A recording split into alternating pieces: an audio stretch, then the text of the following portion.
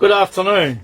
It appears that the New South Wales Police Commissioner has either lost the plot or doesn't know what the law actually says. The supreme law of this country, whether you like it or not, Mick Fuller, is our Constitution. That says we are sovereign and supreme.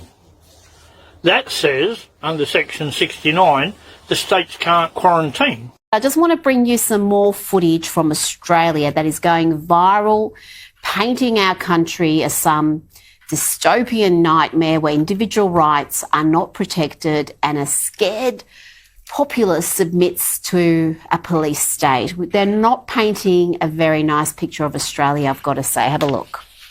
There's little sympathy for anyone ignoring the health orders, even this group of teenagers caught partying after dark at the bottom of the North Bondi Cliffs. Herded to higher ground by Polaire's spotlight and speaker, the 8 boys were placed in handcuffs and left to explain a $1,000 fine to mum. 681 penalty infringement notices issued in the last 24 hours. More than 400 of those notices were again for people being outside of their home without a reasonable excuse. To us, a bunch of teenagers being handcuffed in the middle of the night and fined $1,000 each for the crime of meeting at a Sydney beach has become normal. But the rest of the world is looking at that footage, looking at that news coverage with abject horror. It's getting harder and harder to hide if you're doing the wrong thing, especially in the construction industry. A crackdown following on from the recent shutdown. Workers sent home if their paperwork isn't in check. It is a struggle, but it's it's just what has to be done. Like, nobody likes telling people to go home. They've all got families to feed. Our cameras rolling on another random blitz in Marsden Park. Authorising me under the Public Health Act. Inspectors have asked these tradesmen to show proof of their QR check-in as well as identification and vaccination records. One of the men here is from Campsie and he doesn't have his documentation, so he's being sent home. He may lose a chunk of his pay too if officers follow through with a fine.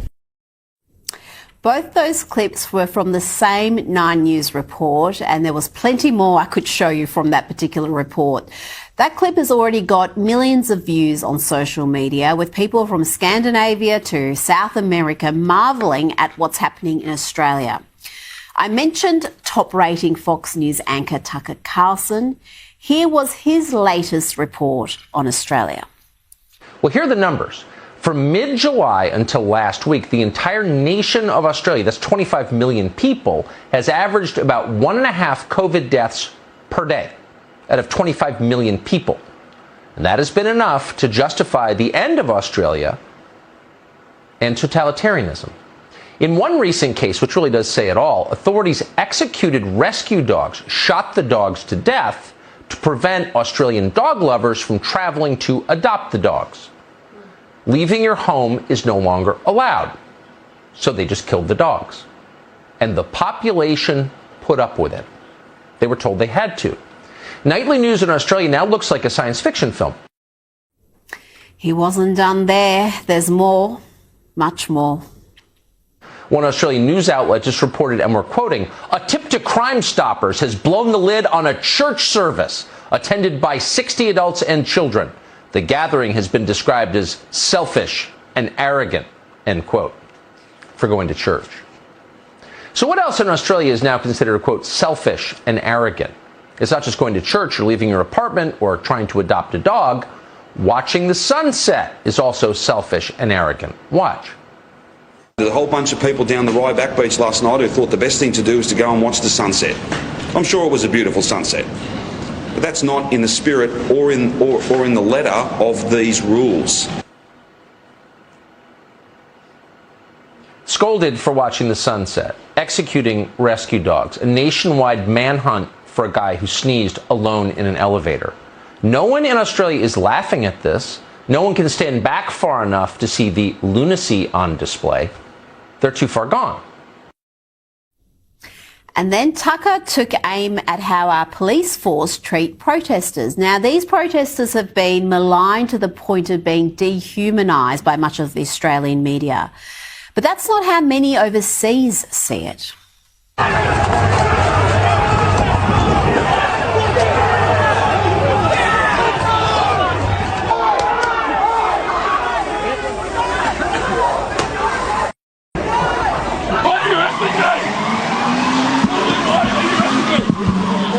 What did I break? What did I... Someone get kept here!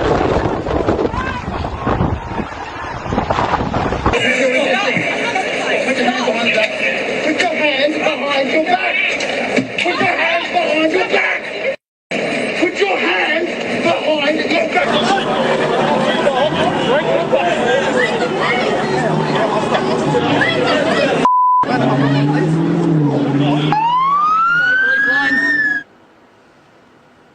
If that were Iran, if that footage was shot in Tehran over the weekend, we'd all tug our chins and say, of course, the mullahs, they're not like us.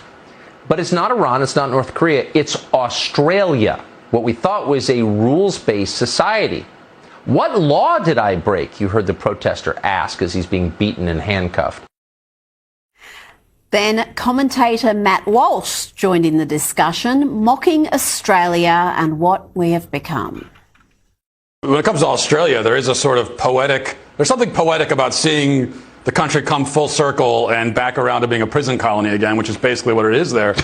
And I think when we look at that, what we see, as you pointed out, that if the people will tolerate it, then the people in charge of the country will do it. And that discussion continued. You might want to check it out yourself. Again, doesn't paint us in the best light. There's similar commentary and discussions I've seen from the UK. And this is not how we want to be perceived as a country. We don't want to be seen as scared, submissive and isolated from the world. Girls, it's time to expose the lies once and for all. Listen to what he says first and we'll get going. A father of 6, a single mother, a young man, all fighting COVID at Concord Hospital, telling us... Concord Hospital, righto, let's go forward. It's had a really huge impact on you. See this woman here? Her name is Ramona Rose Curry.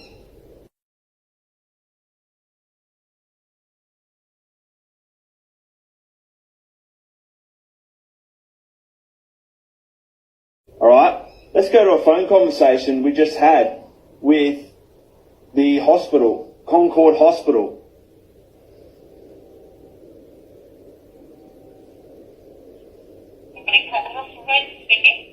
Hello, is this Concord Hospital? Yes, can I help you? Hi, it's John Curry. I'm just looking for my wife. Patient? Ramona Curry. Is she a patient at Concord Hospital? Yes. I'll please the patient's inquiries. I have them in the home front, please.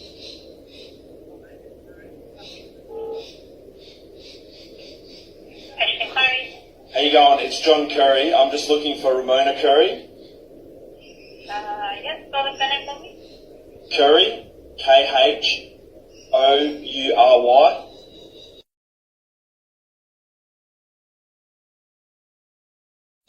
Okay.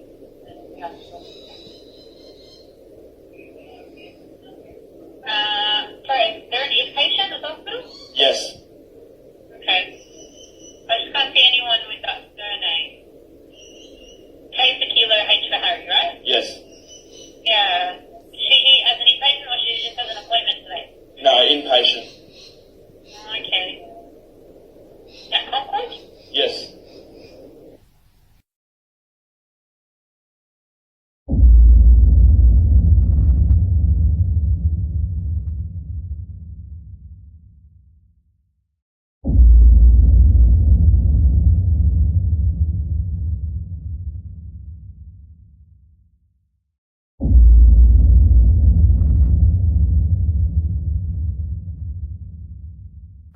So I want everyone to try this for themselves. Go to Google In Google, type in TGADAEN.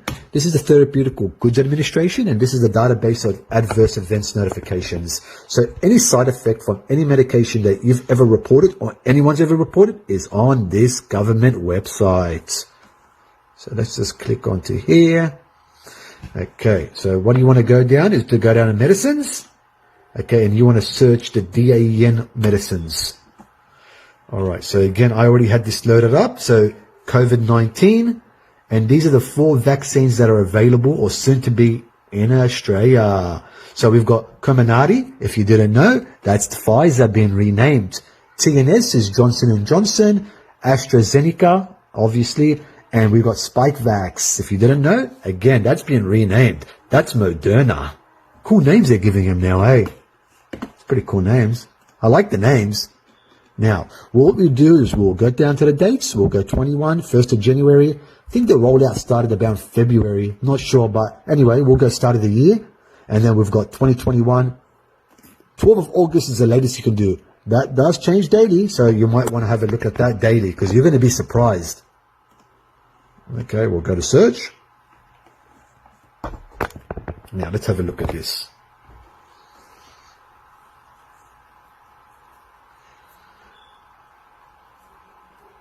It does lag a bit, but obviously it's a big database, so we're going to have a look at this. Load it up. So let's go have a look here. From the 1st of the 1st, 21, on the 12th of the 8th, 21, there's been 48,001 reported case of a side effect. Now, that's not the issue right here. Number of cases where death was a reported outcome, 456. There's been 456 deaths in less than 8 months because of the vaccine. We don't hear about that. We only keep hearing, get your jab, guys. Get your jab. Get your jab. We only keep hearing COVID deaths. This right here is more than COVID deaths this year alone. Look how many side effects there's been reported. Look at these side effects. Look at these side effects. Look at these side effects. This goes on for 42 pages. And there's 50 on each page. Okay. So 456 deaths. Let me show you something else as well. 1st of January this year, we started the deaths at 909. So started the year, we had 909 deaths. Up until now, we've got 986 up until the 25th of August. That's less than 80 deaths so far in over 7 months, 7.5 months. But there's been 456 deaths from the vaccine. Now, this is not including the long-term side effects of this vaccine. No one knows what the long-term side effects are because this hasn't been around for 2 years yet. And you honestly want us to get this? How, when these are the numbers that you are showing us? This is a government website. This is a government health website. How are these numbers? These are unbelievable. They're right in front of you. You make up your own mind.